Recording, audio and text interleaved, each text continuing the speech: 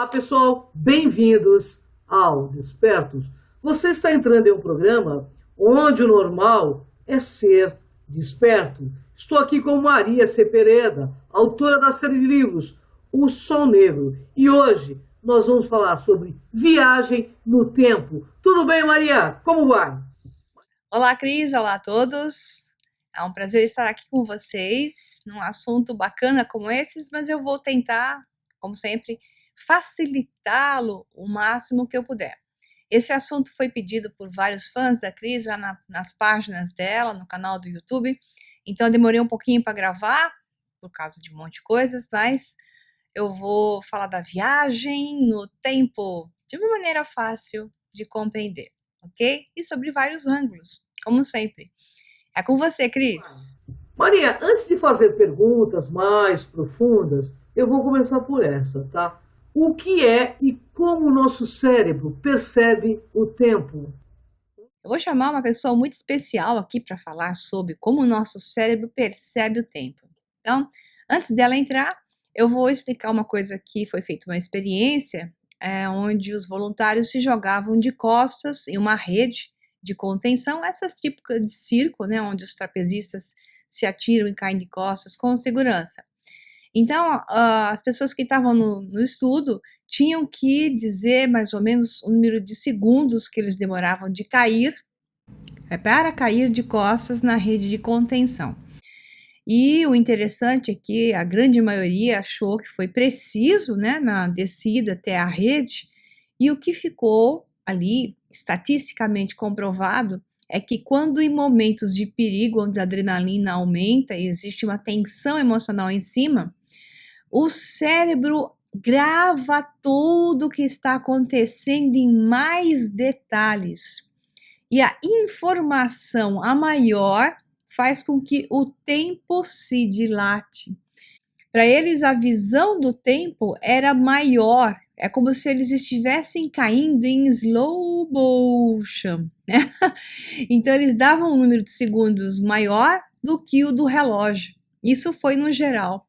Isso prova que é um truque da mente. O cérebro grava tudo em momentos de estresse, momentos de tensão, o máximo de informação possível. E informação é energia. E esse processo faz com que a dilatação do tempo aumente, porque para gravar informação, você precisa de espaço. É como quando você coloca informação no HD do seu computador, você precisa de um HD com mais gigas, né? Se você tiver muita informação. É a mesma coisa o cérebro. Portanto, a realidade que nós percebemos, ela é totalmente dependente desse processo de gravação de informação. Por isso que quando você está com atenção plena sobre alguma coisa que te chama atenção, ou que você realmente tem grande entusiasmo a respeito, você sente o tempo passar mais vagarosamente, porque o seu cérebro está capturando tudo que é informação. O estado meditativo prova isso. O tempo passa mais vagarosamente quando você coloca a sua atenção sobre algo, porque em estado, né, além do estado beta, que é o estado de atenção, no estado alfa, por exemplo, já de imediato, você começa a gravar mais informações. Por isso que as pessoas recebem muitas inspirações durante estados meditativos, que não precisa só estar lá com as perninhas cruzadas falando ou, basta você estar no estado de relaxamento e concentração, até trabalhando, você consegue estar entre beta e alfa, e nesse momento, com entusiasmo sobre algo e atenção plena, o tempo parece ir mais devagar. É assim que funciona o nosso cérebro e a percepção do tempo, já diz a palavra, é percepção. O tempo é uma variável que não existe, portanto, ela só é uma forma de explicar como a matéria sai do ponto A até o ponto B.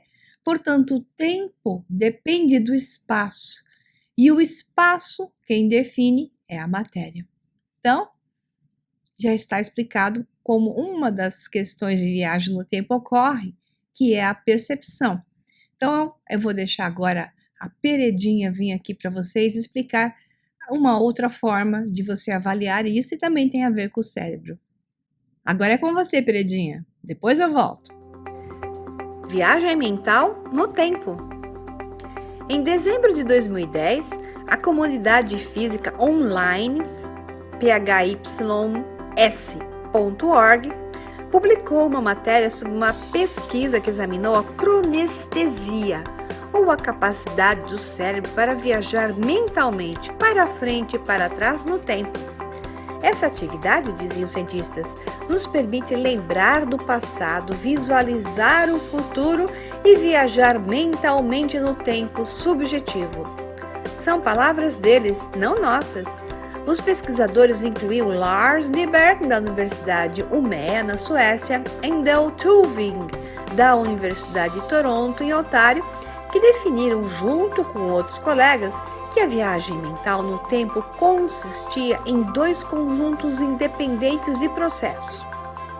Aqueles que determinam com os conteúdos de qualquer ato de viagem, o que acontece, quem são os atores e onde ocorre a ação, como se você estivesse assistindo a um filme em uma tela, e aqueles que determinam o momento subjetivo do tempo durante o qual a ação ocorre, como passado, presente e futuro.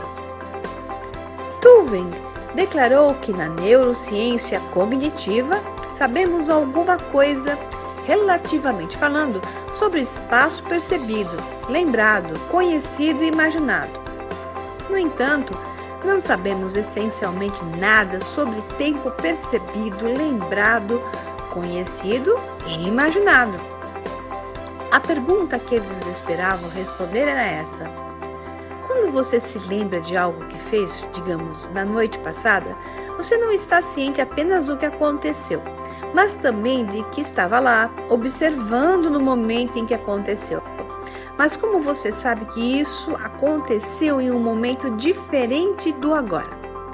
Eles foram capazes de localizar com precisão que a atividade especificamente cerebral era diferente quando envolvia pensamentos sobre o passado e o futuro em comparação com o presente, mas a atividade cerebral era muito semelhante quando envolvia pensamentos sobre tudo que estava contido nos próprios tempos não presentes, passado imaginado, passado real, futuro imaginado.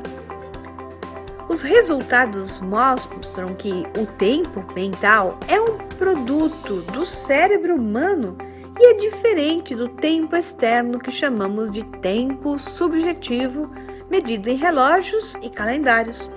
A cronestesia, então, é uma forma de consciência que nos permite pensar sobre o tempo subjetivo e viajar mentalmente nele. Pense a respeito do tempo médio que passamos refletindo sobre o passado ou nos perguntando sobre o futuro, e será fácil reconhecer como a percepção do tempo pode modelar o tempo, pelo menos em nossa consciência pessoal e subjetiva. Pense também quão precisas são as memórias que temos do nosso passado. Vemos que a percepção pode até mesmo construir a maneira como experimentamos o tempo. Usamos de fato essas memórias, mesmo que possam ser imprecisas, para visualizar cenários futuros de nossa vida, sem perceber que a memória volta para nós em fragmentos e pedaços, e não em geral como a figura completa. Criamos uma narrativa baseada nesses fragmentos e memórias e impressões do passado para interpretar e responder ao nosso presente e criar uma visão antecipada de nosso futuro. E tudo isso pode estar baseado em coisas que realmente nunca aconteceram dessa maneira no tempo objetivo. Nossa visão de mundo pode muito bem estar mais estruturada sobre nossa experiência do tempo subjetivo. Maria, viagem no tempo é possível? O que a ciência oficial diz sobre isso? Ok, queridos, vamos lá. O que a ciência oficial diz sobre isso é o que mais recentemente foi reconhecido, que sempre é menos do que realmente existe de informação, mas aquilo que eles nos revelam que pode ir ao público, digamos assim. Com certeza, muito mais além do que isso, já existe de conhecimento que fica em black projects e não para o conhecimento do público em geral. Então, vamos lá para a pesquisa do público em geral, né? Pesquisadores da Universidade de Queensland, na Austrália, eles simularam uma viagem no tempo usando partículas de luz, os fótons, né? Isso é interessante, então, fótons já viajam no tempo. Então, vamos ver aqui como funciona a viagem no tempo. A viagem no tempo é uma questão polêmica na ciência e seria realmente possível? Matematicamente, sim. Físicos e filósofos tendem a acreditar, alguns deles, que não, e outros dizem que sim, como aconteceu com as partículas, os fótons, né? Que foram oficialmente transportados no tempo. Mas existe essa descrença, principalmente pelo paradoxo descoberto por Kurt Gödel em 1949, conhecido como paradoxo dos avós. Depois eu explico isso na ciência não oficial, né? Onde um viajante do tempo poderia impedir seus avós de se conhecerem, evitando assim seu próprio nascimento. Esse é o paradoxo que existia em 49, porque a versão das realidades paralelas ainda não existiu. Hoje se sabe muito bem, dentro da ciência, claro que não provado, mas isso é, como eu digo, matematicamente possível, que existem várias realidades paralelas. Quando alguém volta no tempo, ele volta no tempo para matar sua vovó, mas mata uma versão alternada. Ele sempre vai em uma versão alternada. Nunca vai voltar na realidade oficialmente daquela que originou você, porque é impossível, porque a pergunta é qual você é você, porque existem várias alternativas de você mesmo, são suas cópias, que vivem em realidades alternadas, praticamente idênticas às suas. Quando alguém volta no tempo, volta em mais uma realidade alternada. Nunca volta naquela original, porque não existe uma original. Existe sempre um infindável número de realidades alternativas para o mesmo evento. Portanto, essa, digamos, consideração de 49, do Kurt Gödel, do paradoxo dos vovós, não é possível mais ser considerada, mas vamos lá. Agora, cientistas mostraram pela primeira vez, que é o que eu tinha falado lá em cima, que dois fótons que viajam no tempo iriam interagir, sugerindo que, pelo menos em um nível quântico, saltar ao longo do tempo pode ser possível. Isso já é uma prova, né? Mas provaram com fótons. Na simulação, os pesquisadores examinaram dois resultados possíveis para um fóton viajando no tempo. No primeiro, o fóton número 1 viajaria através de um buraco de minhoca para o passado e interagiria com a sua versão mais antiga. No segundo, o fóton 2 viaja através do espaço-tempo normal, mas interage com um fóton que está preso em um loop que viaja no tempo através de um buraco de minhoca, conhecido como curva fechada de tipo tempo. Esse estudo mostra que a viagem no tempo é possível em um nível quântico, o que se refere às menores partículas que podem existir de forma independente, como os fótons. Se essa mesma simulação é possível para partículas maiores ou grupos de partículas, tais como átomos, ainda nós não sabemos, como eu disse, na ciência oficial. Vamos olhar para um outro ângulo aqui, que é Einstein versus a mecânica quântica.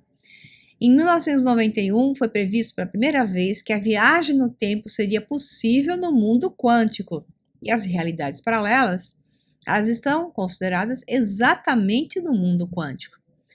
Voltando aqui, porque as partículas quânticas se comportam de maneira quase totalmente diferente dos outros reinos da física. A questão da viagem no tempo liga duas das nossas teorias físicas mais bem-sucedidas ainda incompatíveis, a relatividade geral de Einstein e a mecânica quântica, disse Martin Ringbauer, da Escola de Matemática e Física da Universidade de Queensland, Austrália. A teoria de Einstein descreve o mundo na escala muito grande de estrelas e galáxias, enquanto que a mecânica quântica é uma excelente descrição do mundo da pequena escala de átomos e moléculas, micro e macrocosmos. A teoria de Einstein sugere a possibilidade de viajar para trás no tempo, seguindo um caminho de espaço-tempo que retorna ao ponto de partida no espaço em uma curva fechada de tipo tempo. No entanto, essa ideia causa o paradoxo dos avós, né? Se você considerasse o tempo linear, sim, né? Só que o tempo não é linear, o tempo é quântico. A realidade não é linear, a realidade é quântica, né? Daí que é o erro do passado para o futuro, nossa situação presente agora. A viagem no tempo no mundo quântico poderia evitar esse contrassenso do paradoxo dos vovós.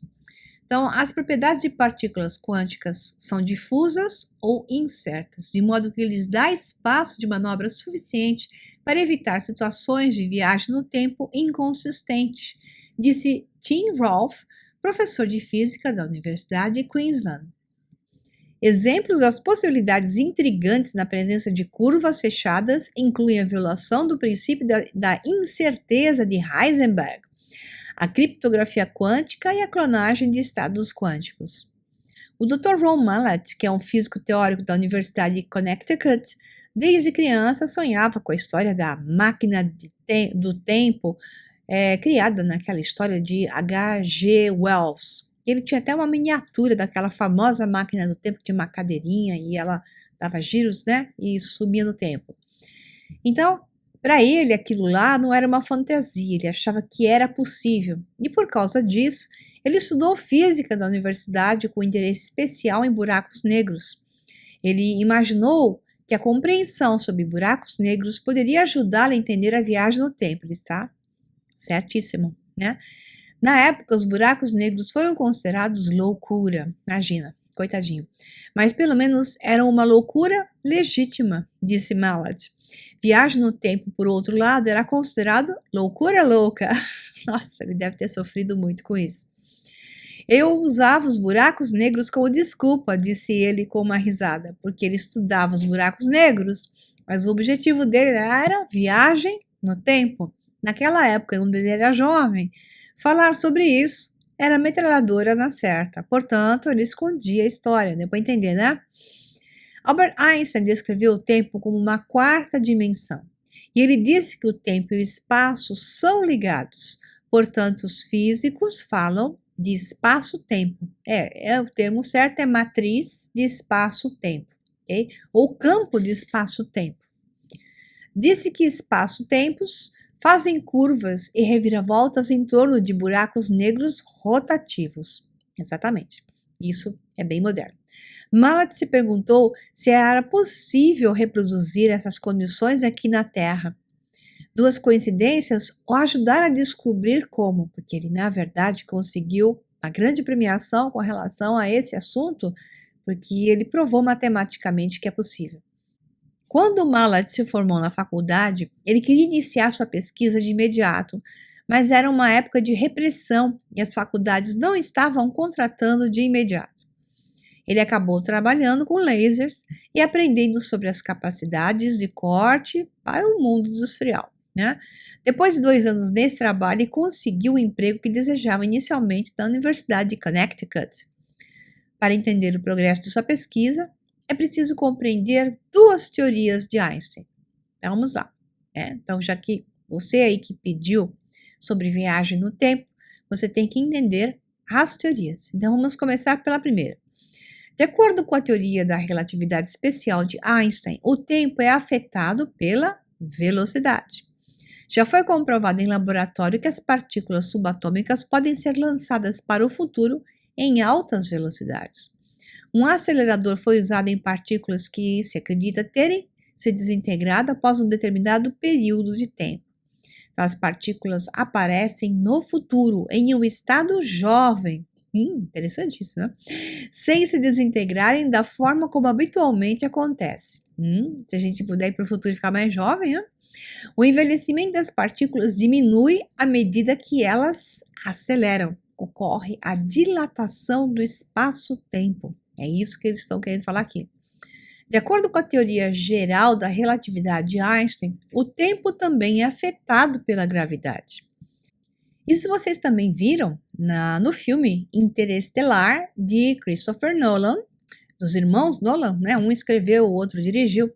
E eu fiz até uma resenha do filme antiga, já tem mais de, sei lá, 1 ano e meio, talvez 2, que está no meu canal de YouTube, Eu Sou o Negro 11, onde vocês vão ver a física aplicada no filme Interestelar, que é do Kip Thorne, um dos grandes físicos especialistas em buracos negros. Então, nada que está lá em Interestelar está fora da teoria da matemática precisa dos buracos negros e mostra que, de fato, o tempo é também um resultado da gravidade, tá? Que está sujeita à matéria, ok? Então, eu vou voltar aqui para vocês entenderem. De acordo com a teoria geral da relatividade de Einstein, o tempo também é afetado pela gravidade. Já foi comprovado que os relógios em satélites em órbita mostram uma ligeira diferença de tempo em comparação com os relógios da Terra, caso eles não estejam ajustados para compensar tamanha diferença. O Dr. Mallet sabia que a gravidade poderia afetar o tempo e que a luz poderia criar a gravidade, né? Porque a luz é partícula. Então vamos lá. A luz pode criar gravidade, porque é partícula. Ele ponderou e então o seu momento de eureka surgiu. E ele disse, lasers! Ele se lembrou do seu trabalho anterior com lasers, nada é por acaso, né? Ele deve ter xingado que ele não conseguiu trabalhar direto em buracos negros. Passou 2 anos trabalhando com lasers, mas nada é por acaso, né? Então, no caso dele. E esse estudo com os lasers, ele lembrou que um laser em forma de anel cria luz circulatória. Então, pensou que talvez a luz circulatória poderia fazer a mesma coisa com a gravidade que um buraco negro em rotação faria. Fantástico. Ele se perguntou se um laser em forma de anel poderia ser usado para torcer espaços-tempo em um loop, indo do presente ao futuro e de volta ao passado. Agora, a parte mais difícil fica aqui, testar essa teoria que está perfeita em equações matemáticas. Matematicamente é perfeita. Foi que ocorreu a segunda coincidência, porque nada é por acaso. O Dr. Mallet foi diagnosticado com um problema cardíaco pouco antes de ter a inspiração para usar lasers em forma de anel para viajar no tempo. Ele estava de licença médica para muitas das funções do trabalho. Sem ter que dar aulas ou desempenhar funções do comitê da faculdade, ele estava livre para se concentrar totalmente em sua pesquisa. Pois é, entenda que mesmo aquilo que parece ser algo de ruim, veio por um motivo. Então, submissão e entrega. Entregue-se ao momento presente, entenda que ali existe todos os elementos que você precisa, por mais estranho que seja. Né? E foi o que ele fez. Aí ele disse, se eu não tivesse sido acometido por essa doença, se ele não tivesse tido esse tempo, né, isolado do trabalho na faculdade, ele não teria sido capaz de tamanho avanço de testes na sua pesquisa. Ele levou 6 meses para provar que a luz circulatória poderia torcer o espaço. Demorou mais de 2 anos para provar que a torção do espaço também poderia torcer o tempo. Então, o tempo é resultado do espaço, ok? Eu sei que vocês aprenderam isso diferente na escola, mas agora é assim. Então, apesar de ter sido um esforço trabalhoso e longo, o Dr. Mallet observou que Einstein levou 10 anos para mostrar que a gravidade afeta o tempo. Então, ele diz assim, valeu a pena realmente ver as equações e ver que elas preveem isso, que é possível viajar no tempo. É uma coisa emocionante, diz o Dr. Mallet em entrevista. A próxima emoção veio quando uma revista importante publicou seu primeiro artigo sobre a viagem no tempo. Com medo, ele apresentou suas descobertas aos peritos da relatividade em uma conferência realizada pela Sociedade Internacional sobre a Relatividade Geral e Gravitação.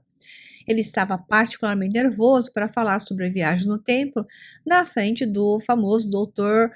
Bryce DeWitt, um proeminente físico que trabalhou com Einstein. O Dr. DeWitt falou logo antes do Dr. Mallet uma situação difícil de encarar. No final da apresentação do Dr. Mallet, no entanto, o Dr. DeWitt levantou-se na frente de toda a plateia e disse: "Eu não sei se você vai ter a chance de ver seu pai novamente", porque o pai do Dr. Mallet havia falecido, e ele conta na história que parte do que ele quis também fazer viagem no tempo era para voltar a ver o pai, né? E por isso que o DeWitt mencionou isso. Aí o DeWitt disse: "Mas ele ficaria orgulhoso de você, realmente", né? Então, em uma frase curta, anos de trabalho foram validados, suas aspirações foram realizadas e seu propósito inicial foi cumprido. Embora ele tinha sonhado prevenir a morte de seu pai quando criança, ele sente que as descobertas que fez, motivado pela memória de seu pai, são mais que suficientes. Bárbaro isso, né? Nada é por acaso, pessoal, né? Mas tudo é feito também com uma coisa que não é segredo, né? Esforço, dedicação e confiança. Quando você se dedica, você realmente se coloca no caminho com todo esforço, faz o melhor que você pode fazer, até onde você não tem mais nada que fazer a respeito e confia, todo o resto lhe será acrescentado. É assim que funciona. É com você, Cris. A famosa série de livros, Operação Cavalo de Troia, do nosso querido J.J. Benítez, tem algo de verdade nos relatos sobre a viagem no tempo? Operação Cavalo de Troia, de J.J. Benítez, né? J.J. Benítez, de fato, conta a história como se fosse verdadeira. A narração do Benítez é como se ela fosse verdadeira. Os livros de Benítez acho que já estão por perto de 30 anos de lançamento e fizeram um enorme sucesso. Ele foi até a Operação Cavalo de Troia 9, mas o mais encantador de todos não deixa de ser, digamos assim, entre o primeiro e o segundo são os mais encantadores, depois é uma continuação, e para mim, claro, como cientista, é o primeiro, porque lá ele descreve incrivelmente uma ciência possível, que na época era algo até discutível, e hoje, com o avanço da ciência sobre a inversão das rotações quânticas, a teoria dos swivels, isso é possível matematicamente com algumas coisas, como por exemplo o que o Dr. Mallet fez. Toda a Operação Cavalo de Troia nos livros do Benítez, elas têm a ver com a origem do Projeto Filadélfia, e isso é narrado lá. A partir do Projeto Filadélfia, houve então uma adaptação daquilo que deu errado, da teoria do T.T. Brown, né, um físico famoso na época também, que diz que foi inspirado, ou até, quem sabe, recebeu mais do que inspirações da fase final de vida já do Nikola Tesla. A Operação Filadélfia, se não me engano, aconteceu em 43, e a Operação Cavalo de Troia teria acontecido, segundo o livro, mais ou menos nos anos 70, 74, 73, alguma coisa assim. Então, a tecnologia de retornar o salto no tempo, ali, supostamente os americanos dominaram. Bom, verdade ou não, nós não sabemos, entretanto, eu recomendo quem não leu, porque é muito interessante, e a descrição dos mapas, digamos, que tem a ver com a história de Jesus, a história do Calvário, e toda a história de Jesus ali é renovada. Lembre que no livro não é mencionado em nenhum momento a história das realidades paralelas. E hoje nós sabemos que saltar no tempo levaria a uma realidade alternada. E isso é interessante porque o que está lá apresentado como história de Jesus, que eles voltavam no tempo na época de Jesus e acompanhavam toda a história de Jesus em vários saltos que foram dados no tempo com o Major, o personagem principal, que tinha o nome de Jazão, um codinome, digamos assim. Nunca em nenhum momento eles falaram em realidade paralela, mas nitidamente eram realidades paralelas porque as histórias não batem com as histórias bíblicas, que nós sabemos que a maior parte da história bíblica é inventada, alterada, manipulada de um ser que provavelmente existiu, mas que a história foi totalmente alterada nos anos 30 após sua morte para poder construir uma igreja com fins políticos e econômicos. Mas, de qualquer forma, É interessantíssimo, é a Operação Cavalo de Troia e eu recomendo. Existem seres capazes de viajar entre realidades paralelas, alterando a história, caso desejado, tal qual é dito sobre os chamados Greys? Existem. Nós mesmos. Nós estamos o tempo todo passando de realidade paralela para realidade paralela, milhares de vezes por segundo, sem saber. Até bilhões de vezes por segundo, de acordo com a frequência a que nós estivermos submetidos ou estivermos associados por ressonância em determinado momento. Então, eu fiz um programa que eu sempre recomendo, porque explica muita coisa, chamado Futuro do Passado. Está aqui no meu canal do YouTube, o Sol Negro 11, está no Cron TV da Cris de Pascoal também, da Cátia de Gaia.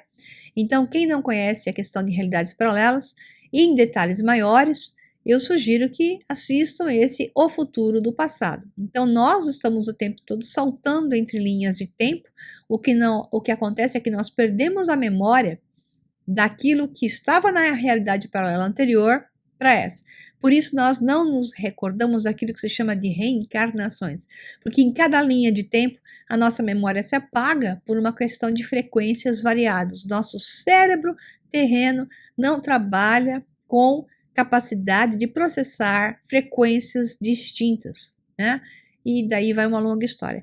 E fora isso, existem os Greys, que têm uma tecnologia associada ao seu corpo, né, físico, que é uma tecnologia mais de silício, que faz com que eles tenham capacidades quânticas maiores do que nós, e obviamente isso os faz, digamos, viajar no tempo e até serem confundidos, sei lá, talvez até sejam eles os responsáveis por aqueles termos bíblicos como os The Watchers, aqueles que são os vigilantes ou uma coisa assim. Então é com você, Cris. Será que nos transformaremos em viajantes do tempo?